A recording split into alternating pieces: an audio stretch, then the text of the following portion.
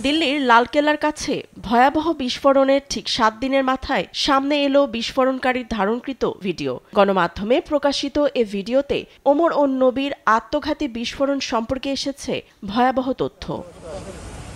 ভারতের জাতীয় তদন্ত সংস্থা এনআইএ আত্মঘাতী হামলাকারী হিসেবে কাশ্মীর চিকিৎসক ওমর নবীকে আগেই শনাক্ত করে। নতুন ভিডিওতে বিষয়টি আরও পরিষ্কার। ওই ঘটনার আগে ধারণকৃত ভিডিওতে হামলা ও শহীদ মৃত্যু নিয়ে কথা বলেন ওমর।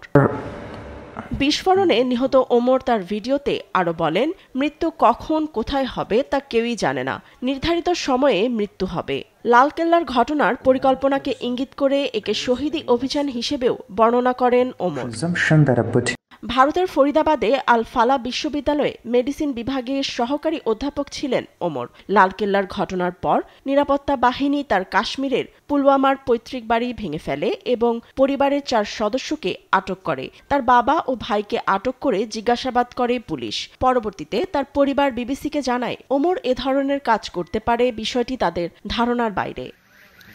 যদিও প্রশাসন আনুষ্ঠানিকভাবে আত্মঘাতী বোমা হামলাকারীর নাম এখনও প্রকাশ করেনি, তবে বিস্ফোরণের কয়েক ঘণ্টার মধ্যে ভারতীয় গণমাধ্যমে ওমরের ছবি সন্দেহভাজন হামলাকারী হিসেবে ছড়িয়ে পড়ে। তদন্তের অংশ হিসেবে বিস্ফোরণে ব্যবহৃত গাড়িটি, যার নামে নিবন্ধন ছিল, তাকে রোববার আটক করেছে পুলিশ। তদন্তের অংশ হিসেবে বিস্ফোরণে ব্যবহৃত গাড়িটি, যার নামে নিবন্ধন ছিল, তাকে রোববার আটক করেছে পুলিশ। ভারতীয় গণমাধ্যম এনডিটিভির প্রতিবেদনে ওমরকে উগ্রপন্থী হিসেবে অভিহিত করে। আরও এসেছে, ভয়াবহ হামলাটি অসাবধানতা নয়, পূর্ব পরিকল্পনার অংশ।